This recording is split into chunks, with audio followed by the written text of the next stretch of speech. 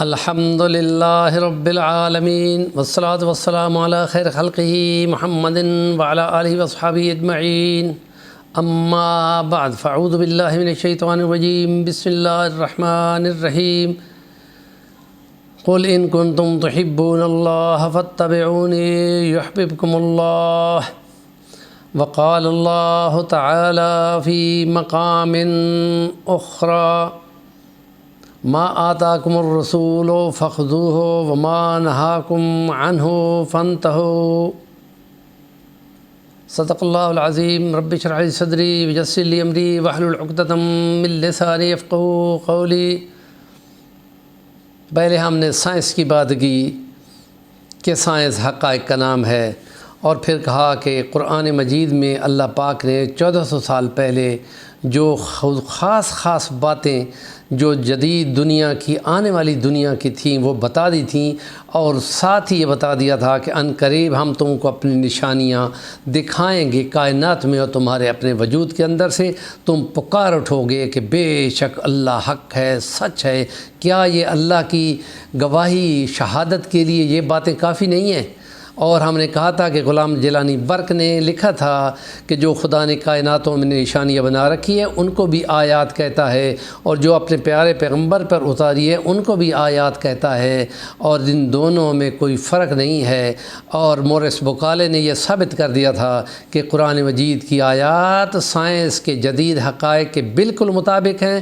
اور بائبل کی وہ آیات جو 4 بائبل ہیں ان میں سے جو بھی لے لو ان میں سے کوئی بھی اس میں غلطیاں بہت زیادہ، انسائکلوپیڈیا برٹانیکا نے 50,000 غلطیاں بتائی ہیں، انسانوں کی دست برد سے وہ بچی نہیں ہے، تو لہٰذا وہ سائنس کے مطابق نہیں ہے اور قرآن مجید کی آیات مطابق ہیں۔ ہم اب اس سٹیج پر پہنچے تھے کہ جو طب نبوی ہے صلی اللہ علیہ وسلم، وہ بھی چونکہ اللہ کے نبی نے بتائی ہیں، تو نبی پاک صلی اللہ علیہ وسلم نے اپنے 40 سال میں جو مکے میں گزارے وہ بطور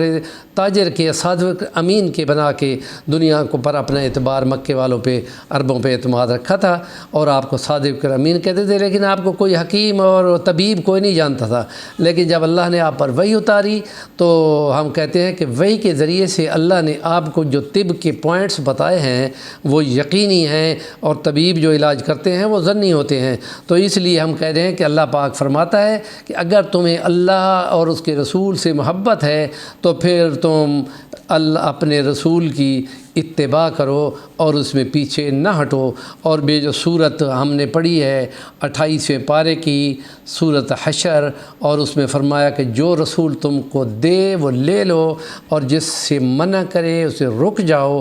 ورنہ یہ یاد رکھو کہ اللہ تعالیٰ بڑا شدید ہے سزا دینے میں۔ یعنی اگر تم پیچھے ہٹو گے اور اس کے فرامین کو نگلیکٹ کرو گے یا چھوڑ دو گے تو پھر تم خود اس سزا کے مستحق بن جاؤ گے، اور معاشرے میں جو سزائیں تمہیں دنیا دے گی وہ تو دنیا دیکھے گی، اور خود تم اپنے وجود کے ساتھ جو اس کے فرامین طب ہیں ان پہ عمل نہ کر کے جس بیماریوں کا شکار ہوگے پھر خود بھگتو گے، وہ خدا بھی کہے گا کہ ٹھیک ہے اب منمانی کی ہے تو اب مزے چلو۔ تو اس لیے ہم یہ کہہ رہے ہیں کہ وحی الہی جو ہے وہ حتمی ہے، اور جو طریقے ہیں طب نبوی کے اور جدید سائنس کے، ڈاکٹر خالد غزنوی نے اپنی کتابوں میں اس کو لکھا ہے، بڑی ریسرچ کر کے حدیثیں کریکٹ کی ہیں، جو اس کے لیے ہم کہتے ہیں وہ 4 طریقے ہیں۔ ہم نے کہا تھا دین کی باتیں علم الادیان کی، اور بدن اور صحت کی باتیں علم الابدان کی، بدن سے تعلق کی۔ تو اس کے طریقے جو انہوں نے بتائے ہیں وہ یہ ہے کہ دعا کے ذریعے سے طب نبوی،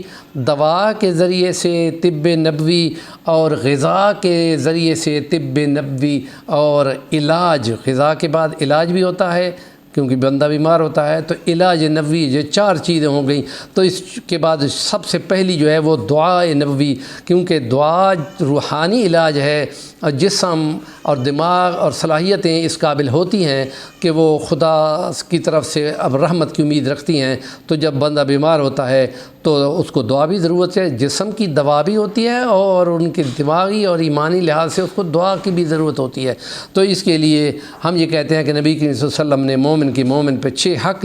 بتائے ہیں، تو اس میں یہ ہے کہ جب وہ تمہیں ملے تو تم ان کو سلام کرو، یا وہ سلام کرے تو اس کو بہترین جواب دو، جب وہ بیمار ہو جائے تو اس کی عادت کو جاؤ،